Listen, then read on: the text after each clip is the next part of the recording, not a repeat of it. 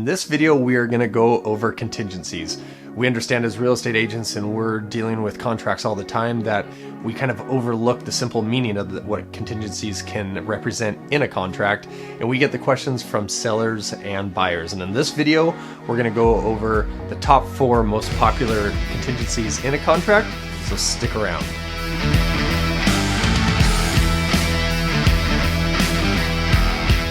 My name's Eric Kiltow. My wife, Maria Kiltow, and I have a real estate group in the South Sound area, Mountains of Sound Real Estate Group, powered by Coldwell Banker Danforth.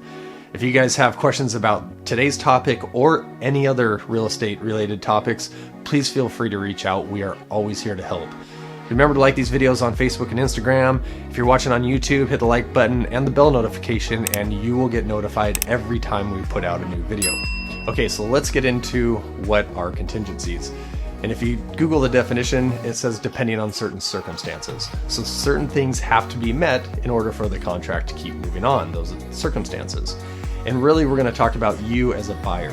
So the contingencies in a purchase and sale agreement are there to protect you, the buyer, especially with your earnest money. In just about every single purchase and sale agreement, you're going to have earnest money down. That's money you put up front to show you have skin in the game, so that if a contingency isn't met on your behalf, the seller gets it.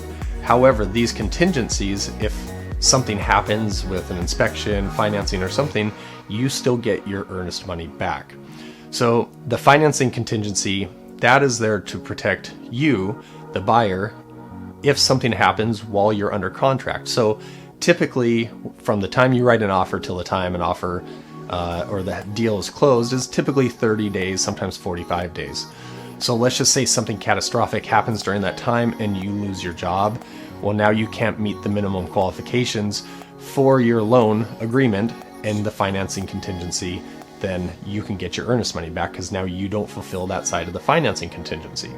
So next we're going to talk about the appraisal contingency. And before we get too far into the appraisal contingency, I just want to note that all of these are able to be waived when writing an offer. However, they are there to protect you, and that's something we can discuss as we submit offers. But from a seller side, they're gonna, if they get 2 or 3 offers and they're all the exact same price, they're probably gonna go with the offer that has the least amount of contingency, because if you put your seller hat on, you're gonna want the cleanest offer, the one that has the least amount of options for a buyer to potentially back out and get their earnest money. So hopefully that makes sense. But back to talking about you as the buyer, the appraisal contingency is there to protect you on the value of the home. Let's say you find a home that you love and you come in with a high offer. It was listed at $600,000. We make an offer at $675,000. So the agreed to purchase price of $675,000 is what we're dealing with. The appraisal came in at $650,000. So if you still want that house, that's what the bank is willing to say the house is worth. You either need to come up with an additional $25,000. So it kind of reopens the negotiation of the contract. So you either need to come up with that extra $25,000.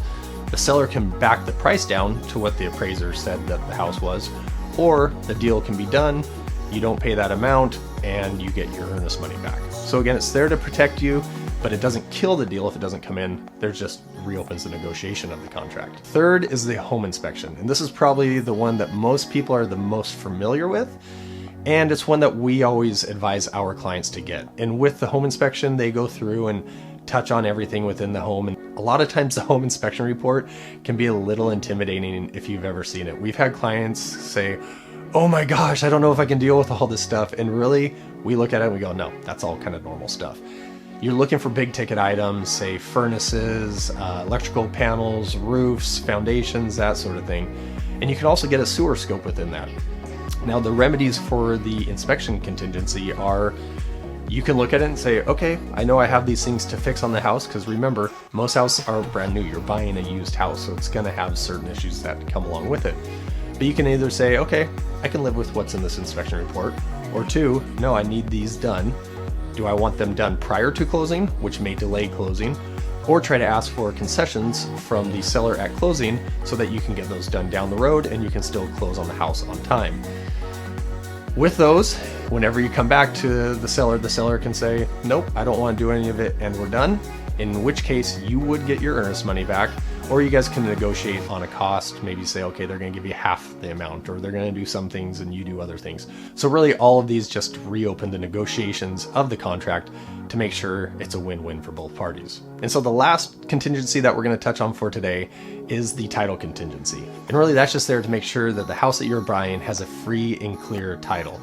And basically that means it's yours, that somewhere down the road, 5, 10, 15 years, somebody's not going to knock on the door and say, hey buddy, I have legal obligation to this house, and now you're in a legal fight of to whose house it actually is.